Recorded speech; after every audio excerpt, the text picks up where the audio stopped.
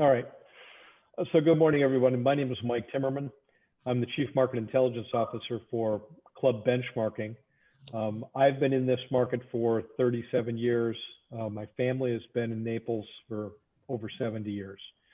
The main focus of the work that we do at Club Benchmarking, and I do specifically, is look at what is the contributory value that an amenity adds to the real estate and to your personal lifestyle. And it's extremely important that when you make an amenity a change, it has an impact on you emotionally and an impact on your personal lifestyle. And then it also has an impact on the marketability of your property down the road, because as people come in and start looking at places to purchase, the amenity and the lifestyle is one of the main items that they look at as their purchase of property in the future. So enhancing the lifestyle, enhancing the amenities is part of the process that people look at when they're buying a new piece of property. So that obviously has an impact. With a club like Foxfire that's 35 years old, we're seeing a lot of the clubs that are that age either make major investments, or in many cases like Bears Paw or Pelican Bay, literally tearing the club down and starting from scratch and building a whole new amenity. That's not to say that that's something that we need to do at Foxfire, but we're beginning to see that occur in some of the clubs in Southwest Florida, either making a major investment depending on their age, or totally tearing the property down and starting with a brand new process and a brand new building, which I would expect to see that happening with some of the older clubs in Southwest Florida over the next 10 years or so. Build on your house. If you live in your house and you add on another bedroom, that adds value to your house. You can't just expect a lake to all of a sudden appear. It's going to increase the value of your property. So, I mean, you've got to go ahead and kind of work together to go ahead and make sure that that amenity benefits everybody, but most importantly benefits the future owners and future buyers in the market. So that's where that communication piece comes in. And when we go through and do studies and research, we can go through and show that, hey, these clubs that have made an investment, here's what the change has been in the marketplace in relation to other communities, as well as the zip code that the property is located in. And we also economically, pricing has increased over the last 5 to 7 years. So the wave has pushed everybody up.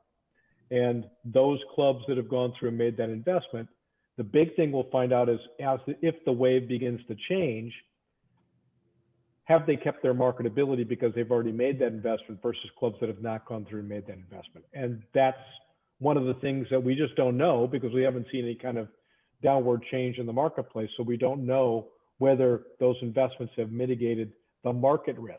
Now, have they mitigated the experience risk and the lifestyle risk? Yes. People definitely want to be in a community with a new amenity, because you're not only competing with other bundled golf communities, but you're competing with new communities when people come into the marketplace. So they're looking at Hacienda Lakes. Now, they may not have a golf course, but they're also looking at those new communities. So that's the other thing that you have to keep in mind, is not only be competitive with Countryside and Forest Glen and all the other communities, but you got to be competitive with Hacienda Lakes, which is a brand new community, and what kind of amenities do they offer is critically important, because you've got to have a unified communication and vision.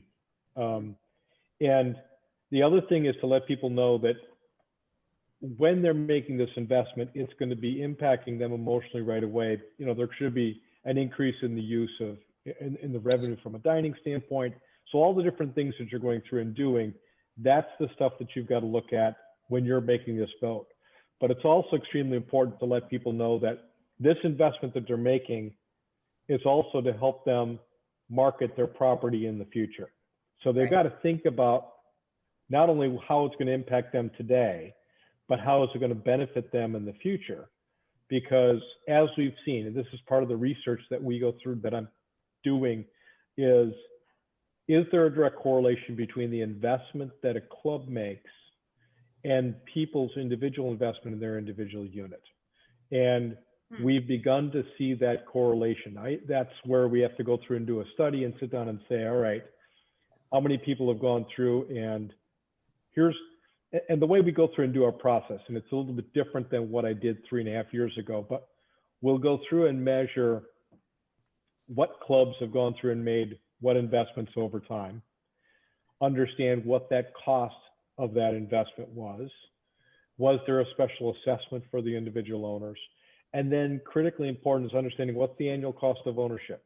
So what does it cost to me? What's my transfer fee when I come into the community? Does that transfer fee include any kind of special assessment for any amenity investment? If it did, what was the amenity investment? When was it put into place? When was it put into service? And how long is that special assessment going to be? Is it another 2 years and 3 years? What is it? And then look at what's the annual cost of ownership. So right now in the marketplace, just to give you kind of an overview, in 2020, obviously with COVID, the market took a dive for like a month, and very little inventory has been added to the market, partially because people didn't want anybody in their homes. The other reason was, where am I going to move to? Well, I don't know if I feel comfortable moving to another property. So that low inventory and the fact we've got significantly higher demand because people are buying things sight unseen from larger urban areas up north, has pushed pricing up and diminished our supply. So that is kind of having a temporary impact on communities and temporary impact on real estate value because of the low supply, the high demand.